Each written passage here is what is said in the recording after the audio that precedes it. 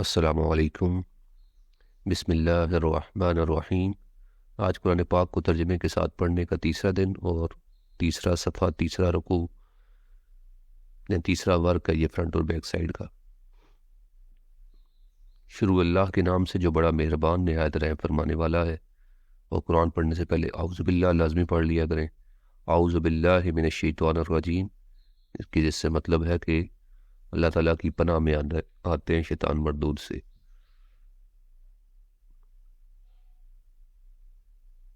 ترجمہ: اگر تم لوگوں کو اس کتاب کے بارے میں شبہ ہو جو ہم نے اپنے بندے پر نازل کی ہے تو اس جیسا کوئی سورہ بنا لاؤ، اور اللہ کے علاوہ اپنے حامیوں کو بھی بلا لو اگر تم سچے ہو۔ یعنی قرآن یہ وہ معجزہ ہے جو ہمیشہ سے یہ چیلنج کرتا آیا ہے کہ یہ وہ کلام ہے جس کی طرح کا کوئی بھی کلام نہیں بنا سکتا، کہ یہ کہتے ہیں کہ رسول خدا صلی اللہ علیہ وسلم اس کو بنا کے لائے ہیں۔ اس کے اوپر کافی لمبی لمبی بحثیں ہوئی ہوئی ہیں کہ ایک ایسا شخص جس نے کبھی اساتذہ کے پاس گیا ہی نہ ہو، کبھی سیکھا ہی نہ ہو، جبکہ ایک عام انسان کے لیے ضروری ہے کہ وہ کسی کے پاس جائے گا، سیکھے گا تو اس کو چیزوں کے بارے میں علم ہوگا۔ کہ اتنا گہرے علم جو ہے وہ ایک انسان بیان کر رہا ہے، وہ انسان جو کبھی اسکول میں یا جس طرح وہاں پہ لوگ پڑھنے کے لیے جایا کرتے تھے اپنے اساتذہ کے پاس، تو وہ ان کو تربیت دیتے تھے۔ اس طرح کسی کے سامنے وہ بیٹھ کے انہوں نے علم حاصل نہیں کیا، تو وہ بیان کر، لیکن ان کو جتنے بھی پڑھے لکھے لوگ ہیں اس وقت کے، ان کو کہا جا رہا ہے کہ تم سب اکٹھے ہو کے مل کے کوئی اس طرح کا صورت لے کے آؤ، یعنی اس طرح کا کوئی کتاب، اس طرح کا یہاں پہ کہا جا رہا ہے اس طرح کی صورت لے کے آؤ، کوئی صورت ایک بنا کے لاؤ۔ یعنی 114 صورتیں ہیں قرآن پاک کے اندر۔ تو آگے فرماتے ہیں اگر تم نے ایسا نہ کیا اور ہرگز ایسا نہ کر سکو گے تو اس آتش سے ڈرو جس کا ایندھن آدمی اور پتھر ہے، یہ آگ کافروں کے لیے تیار کی گئی ہے۔ یعنی یہ چیلنج جو ہے اللہ تعالیٰ نے پہلے ہی بتا دیا کہ تم ایسا کر ہی نہیں سکتے کہ اس طرح کا کوئی بنا کے لاؤ۔ وہ سارے یعنی اس کے اندر اتنے معنی جو ہیں وہ یکجا ہوئے ہیں کہ جس کی ایک ہی سیکوینس ہے، ایک ہی طریقہ کار ہے۔ یعنی عام طور پہ ایک انسان اگر کبھی کسی چیز کو بنائے یا کتاب لکھ رہا ہو تو زندگی کے بچپن کے لمحے کے اندر اس کے اور خیالات ہوتے ہیں، درمیانی لمحے میں اور ہوتے ہیں، زندگی کی آخری لمحے کے اندر اس کے خیالات تبدیل ہو جاتے ہیں۔ تو وہ جو اس کے اندر کتاب کے اندر سیکوینس ہے، اگر وہ پوری زندگی میں کوئی کتاب لکھے تو وہ سیکوینس برقرار نہیں رہتا، یا وہ اس طریقے سے اس کے جو لیول ہوتا ہے، لیول آف ایجوکیشن، وہ چینج ہوتا رہتا ہے۔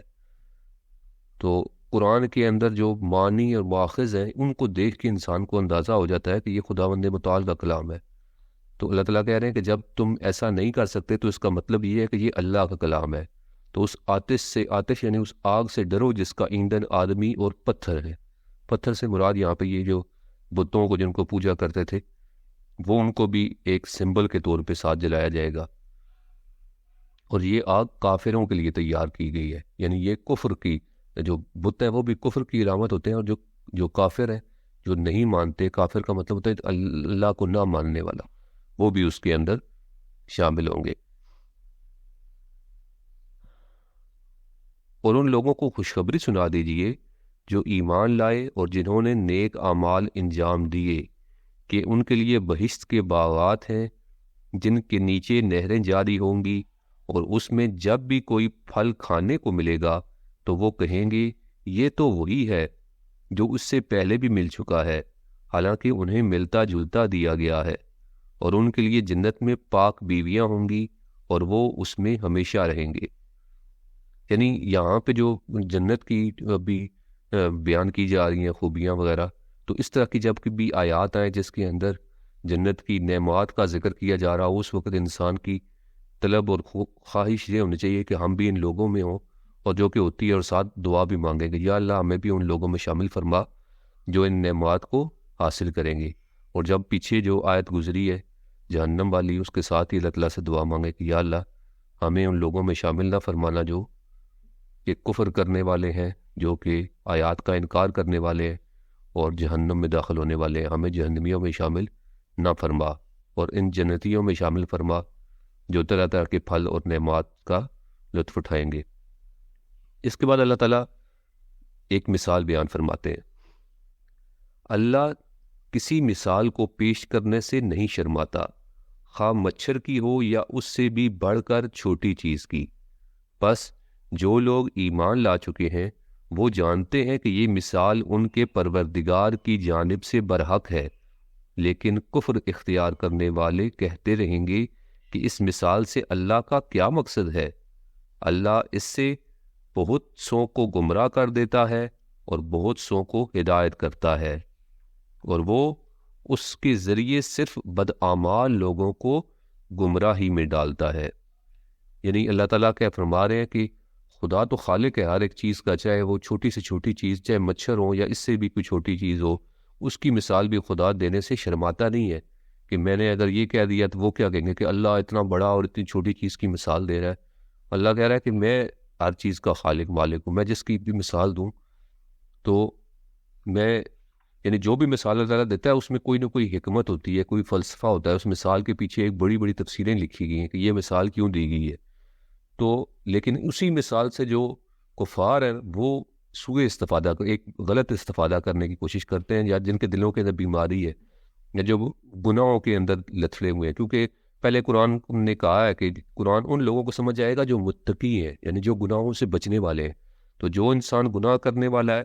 وہ کیا کرے گا؟ وہ اس سے سوء استفادہ کہے گا کہ یہ مثال اللہ تعالیٰ کیسے دے سکتے ہیں، یہ دیکھو یہ تو قرآن ہے ہی نہیں، یعنی قرآن کو جھوٹ کرنے کے لیے وہ اس مثال کو پکڑے گا، یہ دیکھو یہ کیسی مثال ہے، یہ تاکہ کوئی مثال ہوتی ہے، وہ یعنی اپنے آپ کو بڑا ثابت کر کے بھئی میں دیکھو بہت میں نے کتنا بڑی غلطی نکال لی۔ تو اللہ تعالیٰ یہاں پہ یہ فرما رہے ہیں کہ اللہ جو ایمان والے ہیں وہ اسی مثال سے سمجھ جاتے ہیں کہ اللہ کا اس سے کیا مراد ہے، واقعتاً اس کے اندر بہت بڑی حکمت ہے۔ لیکن وہ لوگ جو بدعمالیاں کرتے ہیں، برے اعمال کرتے ہیں، وہ اس سے گمراہی میں داخل ہو جاتے ہیں، یعنی ایک ہی مثال سے وہ اس سے گمراہی میں چلے جاتے ہیں، یعنی خدا کا انکار کر دیتے ہیں، اور جو ایمان والے ہیں ان کے ایمان میں مزید اضافہ ہو جاتا ہے۔ آگے فرماتے ہیں، جو فاسقین اللہ کے ساتھ محکم عہد باندھنے کے بعد اسے توڑ دیتے ہیں اور اللہ نے جس رشتے کو قائم رکھنے کا حکم دیا ہے اسے قطع کر دیتے ہیں اور زمین میں فساد پھیلاتے ہیں، یہی لوگ نقصان اٹھانے والے ہیں۔ اور یہاں پہ اللہ تعالیٰ سے انسان دعا کرے، یا اللہ ہمیں ان نقصان اٹھانے والوں اور گمراہ لوگوں میں شامل نہ فرما۔ یعنی ان کی جو خصوصیات بیان کی جا رہی ہیں وہ یہ ہے کہ انہوں نے اللہ سے محکم عہد باندھا۔ محکم عہد یعنی انہوں نے کلمہ پڑھا کہ خدا ایک ہے، ہم مانتے ہیں خدا وعدہ جو کے علاوہ کوئی الہ نہیں ہے، اور محمد صلی اللہ علیہ وسلم اللہ کے رسول ہے، یعنی اس وقت انہوں نے اس چیز کا اقرار کیا۔ اور ابھی اگر ہم آئے تو اس کے بعد پھر مولا علی سرکار کا بھی ہم نے اقرار کیا کہ علی علیہ السلام اللہ کے ولی ہیں، یعنی کلمہ پڑھ لیا۔ تو اس کے بعد پھر اس نے کیا کیا؟ عہد کو باندھنے کے بعد کیا کر اس کو توڑ دیا، یعنی اس کے جو عہد کے تقاضے تھے ان تقاضوں کو پورا نہیں کیا اور اس سے پیچھے ہٹ گئے، اور جس رشتے کو قائم رکھنے کا حکم دیا تھا اسے قطع کر دیا۔ یعنی جو کام کرنے کا حکم دیا جا رہا ہے ان رشتوں کو قائم رکھو، یہ کام کرو، اس نے اس خدا کے ساتھ اپنے رابطے کو منقطع کر دیا۔ اور زمین میں فساد پھیلاتے ہیں، یعنی یہ فاسقین ان کا کام کیا ہے؟ زمین میں فساد پھیلانا، اور یہی لوگ نقصان اٹھانے والے ہیں۔ یعنی یہ نقصان اٹھانے والے جو افراد ہیں ان کی نشانیاں ان فاسقین کی بیان کی گئی۔ آگے فرمایا، اللہ کے بارے میں تم کس طرح کفر اختیار کرتے ہو، حالانکہ تم بے جان تھے تو اللہ نے تمہیں حیات دی، پھر وہی تمہیں موت دے گا، پھر آخرکار وہی تمہیں زندہ کرے گا، پھر تم اسی کی طرف لوٹائے جاؤ گے۔ یعنی خدا تعالیٰ اس آیت کے اندر فرما رہے ہیں کہ کس طرح سے تم خدا کا انکار کرتے ہو، خدا سے کفر اختیار کرتے ہو، جبکہ تم پہلے موجود ہی نہیں تھے، تم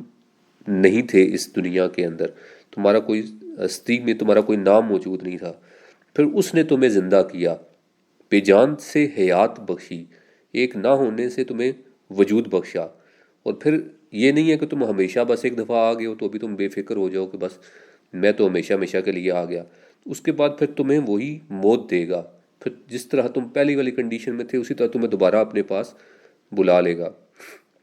اور پھر یہ نہیں ہے کہ بس ایک دفعہ چلے گئے تو اب ختم ہو گئے، اب تم فنا ہو گئے، تمہارے بارے میں بھی کبھی پوچھا نہیں جائے گا، تو وہ پھر وہی تمہیں دوبارہ زندہ کرے گا. یعنی ایک دفعہ جس نے پہلی دفعہ زندہ کر لیا ہے وہ دوبارہ بھی زندہ کر سکتا ہے. اب فرسٹ ٹائم تو انسان کے پاس عقل اتنی تو ہونی چاہیے کہ جس نے جب کچھ بھی نہیں تھے فرسٹ ٹائم بنانا، ایک کہ آپ آ گئے ہو دنیا کے اندر، اس چیز کا ایک حیران کن بات ہے، یا دوبارہ سے جانے کے بعد دوبارہ سے واپس پلٹا لینا، یہ حیران کن بات ہے. تو یہ جو دوبارہ تمہیں زندہ کرے گا اور پھر تم اسی کی طرف لوٹائے جاؤ گے، جب تم نے اپنا حساب دینا ہے تو کس طرح سے تم کفر اختیار کرتے ہو. خدا کے لیے کوئی چیز مشکل یا اس طرح سے نہیں کہا جا سکتا کہ خدا کہ کوئی چیز آسان ہے کوئی چیز مشکل ہے، لیکن ایک عام اصطلاح کے اندر کہ جس طرح کوئی چیز نئی فرسٹ ٹائم ایجاد ہوتی ہے وہ مشکل ہوتی ہے ایجاد کرنا. کہ جب ایک دفعہ ٹی وی بن گیا، ایک دفعہ کوئی چیز ایجاد ہو گئی، کیمرہ ایجاد ہو گیا، لیپ ٹاپ ایجاد ہو گیا، اس کے بعد اسی کاپیاں بنانا، اس کو دوبارہ سے بنانا تو کوئی مشکل نہیں ہوتا. فرسٹ ٹائم بنانا مشکل ہوتا ہے. لیکن خدا کے لیے کوئی چیز بھی مشکل اور آسان کے میننگ میں نہیں ہے. خدا جو چاہتا ہے وہ کر لیتا ہے. لیکن انسان کی عقل کے لیے کہ جس نے پہلی دفعہ بنا لی ہے دوبارہ بھی وہ تمہیں اٹھا لے گا. وہ جب کہہ رہا ہے کہ میں تمہیں دوبارہ بھی اٹھا سکتا ہوں، اٹھانے کے اوپر قدرت رکھتا ہوں اور تمہیں دوبارہ اٹھاؤں گا، تو انسان اس چیز سے کیوں انکار کرتا ہے کہ بھئی اب میں دوبارہ نہیں اٹھ سکتا. جس نے پہلی دفعہ اٹھا لیا ہے وہ دوسری دفعہ بھی اٹھا لے گا. پھر آگے فرمایا وہ وہی اللہ ہے جس نے زمین میں موجود ہر چیز کو تمہارے لیے پیدا کیا، پھر آسمان کا رخ کیا تو انہیں 7 آسمانوں کی شکل میں بنا دیا، اور وہ ہر چیز کا خوب جاننے والا ہے. یعنی اللہ تعالیٰ کی اپنی تعریف بیان کر رہا ہے کہ اللہ کون ہے، کس طریقے سے جس نے یہ زمین بنائی ہے، یہ آسمان بنایا ہے. اللہ نے 7 آسمان کا اس آسمانوں کی جو ہے کے بارے میں قرآن میں بتایا ہے. تو ہمیں جو ہے وہ ایک آسمان ابھی تک جتنا بھی دنیا کے اندر دریافت ہوا ہے، ہم نے جتنے بھی سورج، ستارے، گلیکسیز، کہکشائیں، جو کچھ بھی دیکھا ہے یہ آسمان اول ہے. ابھی تک انسانی آنکھ نے آسمان دوم نہیں دیکھا، اور آسمان دوم جو ہے وہ کہتے ہیں اس سے کئی گنا زیادہ بڑا ہے آسمان اول سے. ہمیں جو کچھ بھی نظر آیا ہے اب تک، جتنی بھی گلیکسیز، جتنی کہکشائیں، جو کچھ بھی سائنس نے دریافت کیا ہے، یہ آسمان اول ہے، یہ پہلا آسمان ہے. انسان اس پہلے آسمان سے ہی باہر نہیں نکل سکا. اور اس کے بعد کتنے خدا تعالیٰ کہہ رہا ہے کہ 7 آسمان میں نے بنائے ہیں. تو جب پہلا ایک آسمان ہی اتنا بڑا ہے تو باقی جو آسمان ہے وہ کتنے کتنے بڑے ہیں. اللہ تعالیٰ فرما رہا ہے کہ یہ جو اس سب زمین اور آسمانوں کا جو خالق ہے وہ اللہ تعالیٰ ہے. وہ ہر چیز کا خوب جاننے والا ہے. یعنی جو انسان کسی چیز کو بنا لیتا ہے وہ پہلے کسی چیز کے بارے میں جانتا ہے، اس کے بعد اس چیز کو بناتا ہے. جب انسان اس طرح نہیں ہوتا کہ کسی کو کچھ پتہ ہی نہ ہو اس کے باوجود وہ بنا لے. خدا تعالیٰ کا علم لامتناہی ہے، یعنی ہماری وہم و ادراک سے باہر ہے خدا کا علم. خدا ہر چیز کو جانتا ہے، اس کے بعد وہ کسی چیز کو کہتا ہے کہ ہو جا تو وہ چیز ہو جاتی ہے. خدا جو چاہتا ہے وہ کر سکتا ہے. خدا یہ خالق اپنی قدرت کا اظہار کر رہے ہیں اس آیت کے اندر. اور پھر فرمایا اور جب تیرے رب نے فرشتوں سے کہا میں زمین میں خلیفہ یعنی نائب بنانے والا ہوں، فرشتوں نے کہا کیا تو زمین میں ایسے کو خلیفہ بنائے گا جو اس میں فساد پھیلائے گا اور خون ریزی کرے گا، جب کہ ہم تیری ثنا کی تسبیح اور تیری پاکیزگی کا ورد کرتے ہیں. اللہ نے فرمایا اسرار خلقت بشر کے بارے میں وہ جانتا ہوں جو تم نہیں جانتے. یعنی یہاں پہ اللہ تعالیٰ نے جب انسانوں کو خلق کیا، اس وقت جب بنانے لگا اس وقت فرشتوں سے کہا کہ میں زمین میں خلیفہ بنانے لگا ہوں. اور یہاں پہ فرشتوں کے علم کے بارے میں بھی انسان کو ایک ادراک ہوتا ہے کہ اللہ تعالیٰ نے کتنا فرشتوں کو علم عطا کیا ہوا تھا کہ جب اللہ تعالیٰ نے کہا کہ میں بنانے لگا ہوں تو فرشتوں نے آگے سے کہا کہ خدایا کہ کیا تو زمین میں ایسے کو خلیفہ بنائے گا جو اس میں فساد پھیلائے گا اور خون ریزی کرے گا. یعنی فرشتوں کو اسی وقت سے علم ہو گیا کہ انسان جو ہے وہ کیا کچھ کرے گا مستقبل کے اندر، کہ فساد پھیلائے گا، خون ریزی کرے گا. ابھی تو اس کو خلق نہیں کیا، ابھی تو اس کو تخلیق نہیں کیا، لیکن وہ اسی وقت سے بتا رہے ہیں یہ فرشتوں کے علم کے بارے میں کہ مستقبل کا جو علم ہے وہ کس طریقے سے فرشتوں کے پاس موجود ہے کہ کیا کیا کچھ یہ انسان کرے گا. اللہ تعالیٰ نے ان کی بات کو یہ نہیں کہا کہ نہیں یہ ایسا نہیں کرے گا، بے شک ان کو جو فرشتوں کے پاس جتنا بھی علم ہے وہ اللہ تعالیٰ کا دیا ہوا ہے، اللہ تعالیٰ کی عطا ہے، لیکن اللہ نے یہ کہا کہ آگے سے وہ فرشتے یہ کہتے ہیں کہ ہم آپ کی تسبیح اور آپ کی پاکیزگی کا ورد کر رہے ہیں نا، یعنی اگر آپ نے اپنی عبادت کے لیے خلق کرنا ہے تو ہم کر رہے ہیں عبادت آپ کی، ہم آپ کی پاکیزگی بیان کر رہے ہیں، آپ کا ذکر اذکار کر رہے ہیں، تو اس کو بنانے کا مقصد کیا ہے؟ یہ جس طرح یہ ایک کوشچن تھا، جس طرح سے ایک اسٹوڈنٹ ہوتا ہے وہ اپنے استاد سے کوشچن کرتا ہے، یعنی یہ نہیں تھا کہ خدا تعالیٰ کے اوپر اعتراض کر رہے تھے فرشتے صرف ایک جو ان کے ذہن کے اندر اس چیز کا جواب نہیں آیا کہ وجہ تو انسان کو خلق کرنے کی اللہ تعالیٰ اپنے یہ بتا رہے ہیں کہ میں نے اپنی عبادت کے لیے خلق کیا ہے، تو ہم عبادت کر رہے ہیں، جبکہ یہ خون ریزی بھی کرے گا، یہ فساد بھی کرے گا، تو پھر یہ فساد کرنے کا اس کا کیا مقصد کیا ہے؟ تو اللہ تعالیٰ نے یہاں پہ یہ فرمایا کہ اسرار خلقت بشر کے بارے میں جو میں جانتا ہوں وہ تم نہیں جانتے، یعنی یہاں پہ اللہ تعالیٰ نے یہ نہیں کہا کہ تمہارے پاس علم نہیں ہے، تمہیں نہیں پتہ، لیکن اللہ تعالیٰ نے کہا ہے کہ جو چیز میں جانتا ہوں، یعنی تمہاری بات میں یہ وزن ہے کہ ٹھیک ہے، اللہ تعالیٰ نے ان کی بات کو ٹھکرایا نہیں کہ واقعتاً یہ کرے گا، خون ریزی بھی کرے گا، یہ فساد بھی کرے گا زمین کے اندر، لیکن جو اس اللہ تعالیٰ کا فلسفہ اور حکمت ہے وہ اللہ نے کہا کہ میں ہی جانتا ہوں کہ تم اس کو نہیں جانتے۔ اور پھر آگے فرمایا اور اللہ نے آدم کو تمام نام سکھا دیے، پھر انہیں فرشتوں کے سامنے پیش کیا، پھر فرمایا اگر تم سچے ہو تو مجھے ان کے نام بتاؤ، یعنی یہ ایک ایسا امتحان لیا ان کا کہ اللہ تعالیٰ نے ایک فلسفہ بیان کرنے کے لیے کہ میں نے کیوں خلق کیا انسان کو، کہ وہ جو علم کی برتری ہے وہ اس کے اوپر جتائی کہ فرشتوں کو حضرت آدم علیہ السلام کو نام سکھائے، اور وہ نام کیا تھے اس کے اوپر روایات کے اندر اختلافات ہیں۔ کچھ روایات کہتی ہیں کہ یہ جو ہے مختلف نام ہو سکتے ہیں، کوئی بھی نام ہو سکتے ہیں، چیزوں کے نام ہو سکتے ہیں، سورج چاند ستارے یہ جتنی چیزیں تھیں ان کے نام سکھائے، جبکہ فرشتوں کے پاس تو اتنا علم موجود تھا کہ جس سے وہ پہلے سے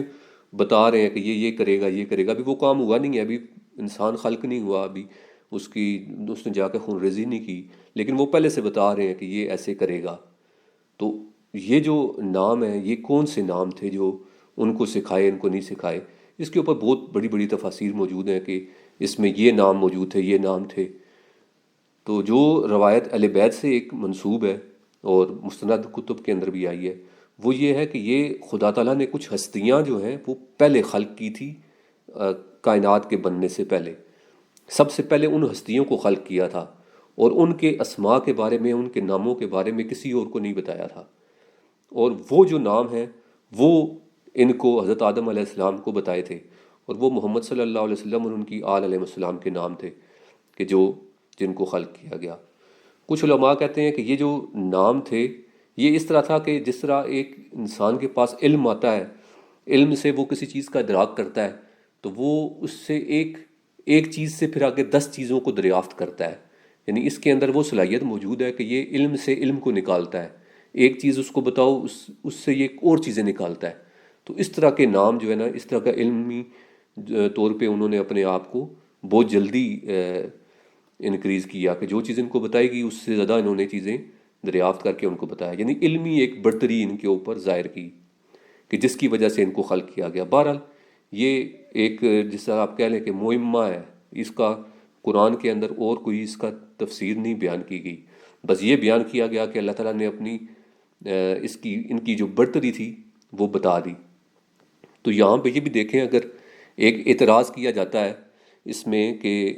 وہ جو انہوں نے اعتراض یہ کیا تھا کہ یہ خون ریزی کرے گا اور آپ ان کو کیوں خلق کر رہے ہیں، تو اس کے جواب میں کچھ ایسی ہستیاں